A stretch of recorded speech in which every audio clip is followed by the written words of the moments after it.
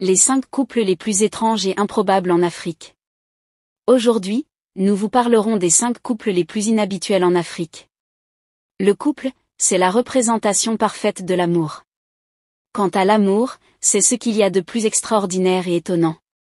En effet, rien que par amour, des gens sont prêts à faire des choses incroyables comme se mettre avec des personnes surprenantes. Découvrons ensemble les 5 couples les plus étranges et improbables en Afrique. Mais avant, j'aimerais d'abord vous inviter à vous abonner et à cliquer sur la cloche de notification pour ne pas rater mes prochaines vidéos. On commence. Numéro 1. Le couple Sané Mazilla et Hélène Chabangu. En 2014, un couple en Afrique du Sud avait fait battre un record particulier dans l'histoire du mariage, une femme et un homme ou disons, un enfant, s'étaient officiellement mariés malgré l'écart d'âge de 53 ans qui les sépare. Mais l'union entre Sané Mazilla, 9 ans, et Hélène Chabangu, 62 ans, n'était pas un mariage au vrai sens du terme. Le couple avait trouvé un compromis dans un rituel visant à plaire à leurs ancêtres. La famille de Sané avait accepté le mariage, en offrant $500 à la mariée pour la dot et $1000 supplémentaires le jour du mariage. Numéro 2, le couple Grand P et Eudoxie Yao. La relation entre le chanteur guinéen Grand P et le mannequin ivoirien Eudoxie Yao a déjà fait parler d'elle sur les réseaux sociaux en raison de la différence exagérée de taille entre le couple. Grand P, de son vrai nom Moussa Sandiana Kaba, est né avec la progéria et cela a affecté sa stature physique. Malgré sa stature, le chanteur vit pleinement la vie et selon ses propres conditions. Cette attitude a permis à Grand P de suivre les désirs de son cœur et d'avoir une relation avec la bombe ivoirienne Eudoxie Yao, qu'elle compte d'ailleurs épouser. Certaines personnes ont exprimé leurs inquiétudes quant à la correspondance improbable, certains affirmant que la relation est purement commerciale et que l'une des parties ne peut y participer que pour l'argent. D'autres ont prétendu que la relation pouvait être un coup marketing car Grand P et Eudoxie Yao étaient des artistes. Cependant, Eudoxie Yao n'hésite pas à déclarer que sa relation avec le musicien est très forte et réelle et que la taille n'a pas d'importance.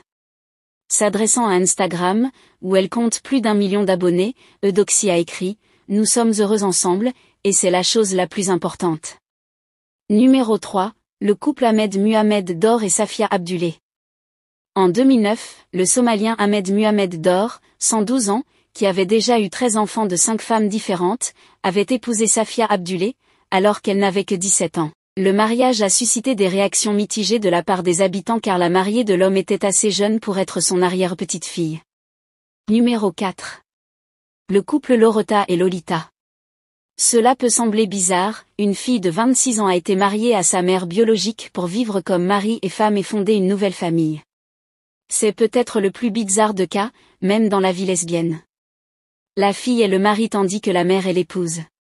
Il a été recueilli que Lolita, 26 ans, était mariée à sa mère, Loretta, 44 ans et tous deux ont accepté de vivre heureux ensemble en tant que mari et femme en Afrique du Sud.